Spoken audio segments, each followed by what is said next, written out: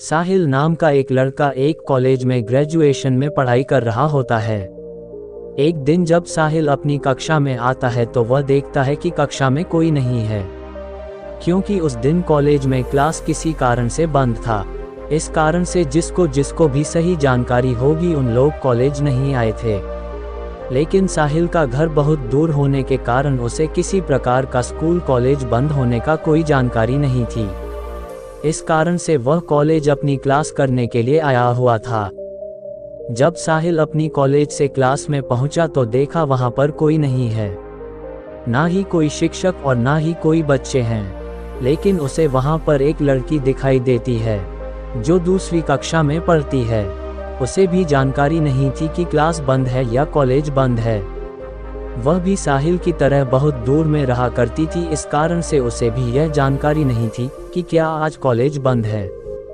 दोनों जब आपस में मिलते हैं तो एक दूसरे को कहते हैं कि आज तो कॉलेज बंद है लग रहा है, आज तो फोन करके घर वापस जाना होगा। फिर वह लड़की कहती है कि हाँ मुझे भी तो लग रहा है कॉलेज में आज कोई नहीं आने वाला है, हमें भी अब घर जाने की तैयारी करनी चाहिए।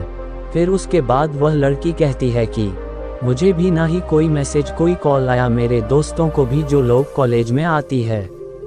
अगर मुझे पता होता कि आज कॉलेज बंद है तो मैं कॉलेज पढ़ने के लिए आता भी नहीं। दोनों का घर कॉलेज से काफ़ी ज़्यादा दूर था और दोनों ट्रेन के रास्ते ही पढ़ने के लिए आया करती थी।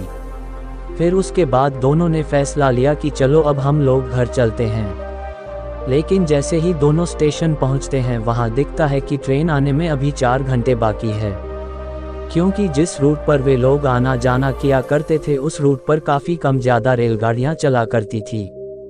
अब तो दोनों को बोरिंग ऐसा महसूस हो रहा था, क्योंकि ट्रेन को आने में काफ़ी ज़्यादा वक्त था और दोनों के पास कोई भी काम नहीं था कि उनका समय आसानी से कट जाए। फिर उन्होंने सोचा कि चलो हम लोग आपस में ही बातचीत करते हैं तो पहचान बनाते हैं। दोनों आपस में बातचीत करने लगे। बातचीत करते करते टाइम का पता भी नहीं चला कि इतना जल्दी 4 घंटा बीत गया था। 4 घंटा होने के बावजूद भी ट्रेन नहीं आ रहे थे। फिर वह दोनों आपस में बातचीत कर रहे थे।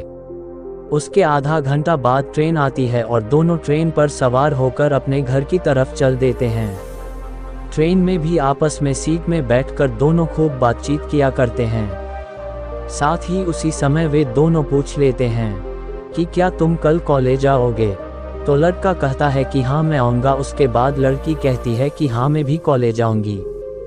उसके बाद दोनों घर पहुँच जाते हैं। फिर दूसरे दिन वापस जब कॉलेज आते हैं तो दोनों एक दूसरे को ढूंढने लगते हैं। दोनों एक दूसरे को ढूंढ के करीब पहुँच जाते हैं और फिर दोनों एक साथ मिल जाते हैं। प्रत्येक दिन इसी तरह से दोनों का मिलना जुलना चालू रहता है। दोनों में काफ़ी ज़्यादा प्यार भी होने लगा था। अब तो दोनों कॉलेज छुट्टी रहने पर भी घर से कोई बहाना गाकर कॉलेज आ जाया करते थे और फिर जाने आने के वक्त स्टेशन में खूब बातचीत किया करते थे। उन दोनों की जिंदगी बहुत ही आसान बीत जाता था। दोनों का टाइम कब बीत जाता था कॉलेज में पता भी नहीं चल रहा था। दोनों में काफ़ी ज़्यादा गहरी मित्रता तथा प्यार हो गया था। वे दोनों खुलकर एक दूसरे से प्यार की बातें किया करते थे तथा एक दूसरे की आपस में नज़दीकियां भी बनने लगी थी। दोनों एक दूसरे को गले लगाते थे तो कभी किस करते थे।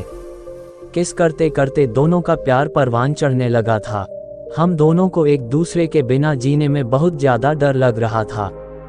बहुत ज़्यादा प्यार होने के कारण एक दूसरे से अलग नहीं रह सकते थे, जिस कारण से हम हमेशा अपने घर में भी टेलीफोन द्वारा बात किया करते थे। धीरे धीरे समय बढ़ता चला गया और वह दोनों में काफ़ी ज़्यादा गहरी प्यार हो जाता है।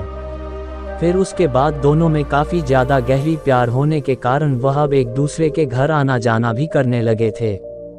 घर में ज़्यादा आदमी होने के कारण वे लोग जल्दी घर में नहीं मिलते थे, लेकिन किसी भी कारणवश वे लोग पार्क, मॉल तथा मार्केट में मिला करते थे। एक दिन लड़की के घर वाले कहीं बाहर जाने वाले थे और दूसरे दिन घर वाले सभी लोग परिवार के किसी शादी में बाहर गए हुए थे। फिर उसके बाद वह लड़की साहिल को कॉल करती है, कहती है कि मेरे घर में कोई नहीं है, जल्दी से आ जाओ, मुझे मिलने का मन कर रहा है। जैसे ही मिलने के लिए लड़की के घर जाता है तो देखता है कि घर में अकेले हैं दोनों प्रेमी प्रेमिका। वह ऑनलाइन पिज्ज़ा ऑर्डर करते हैं। पिज्जा पहुंच जाता है तो दोनों मिलकर पिज्जा खाते हैं और वापस में बातचीत करते हैं। वह लड़की हमेशा से ही फुल स्लीव वाली कपड़ा पहनती थी, जिसे लड़का को कुछ समझ में नहीं आ रहा था कि वह प्रतिदिन और हमेशा फुल असली वाली कपड़ा ही क्यों पहनकर आती है। उस दिन जब वह उसके घर मिलने के लिए गया हुआ था तो उसने एक दूसरे से नज़दीक आ गया था और उसने पूछा था कि तुम हमेशा से ही फुल स्लीव वाली कपड़े क्यों पहनती हो। उसके बाद वह लड़की कहती है कि मैं तो नहीं चाहती हूँ कि फुल स्लीव वाला कपड़ा पहने, लेकिन कपड़ा पहनना मेरी मजबूरी है। उसके बाद लड़का कहता है कि तुम्हें क्या मजबूरी है, मुझे खुलकर बताओ। उसके बाद लड़की कहती है कि अगर मैं तुम्हें बता दिया तो तुम भी मुझसे नफरत करने लगोगे और हमसे दूर रहने का प्रयास करने लगोगे। फिर उसके बाद लड़का लड़की को भरोसा दिलाता है और कहता है कि ऐसी कोई बात नहीं है, तुम्हें जो भी प्रॉब्लम है खुलकर बताओ, मैं तुम्हें हमेशा से ही सपोर्ट करता रहूँगा और करता रहता हूँ। तभी वह लड़की अपनी फुल स्लीव को खोलकर लड़के को दिखाता है। जैसे ही लड़का उसकी बाजू को देखता है, उसके हाथ को देखता है, तो वह देखकर आश्चर्यचकित रह जाता है, क्योंकि उसके बाजू तथा हाथ इतने जले हुए थे कि उसे देखने में भी खराब लग रहा था। ऐसे में अब वह लड़की कहती है कि यह सब कुछ देखने के बाद तुम्हें मुझसे नफरत होने लगेगी, तो मैं तुम्हें अच्छी भी नहीं लगूंगी। उसके बाद साहिल उसे गले से लगा लेता है और कहता है कि ऐसा कोई बात नहीं है, अगर मैंने तुम्हें प्यार किया है तो जिंदगी भर प्यार करूंगा, क्योंकि मैंने तुम्हारे शरीर से नहीं प्यार किया था। ऐसे में वह लड़की बहुत ज़्यादा खुश हो जाती है और कहती है कि मुझे हमेशा से ही इस प्रकार के लड़के की चाहत थी और आज ये पूरा भी हो गया। फिर दोनों एक दूसरे के घर में बातचीत करते हैं और दोनों एक दूसरे से शादी करके पूरा जीवन व्यतीत अच्छे से करने लगते हैं। इस कहानी से हमें ये शिक्षा मिलती है कि किसी की भी खूबसूरती पर नहीं जाना चाहिए, बल्कि अपने लाइफ पार्टनर के मन को देखना चाहिए।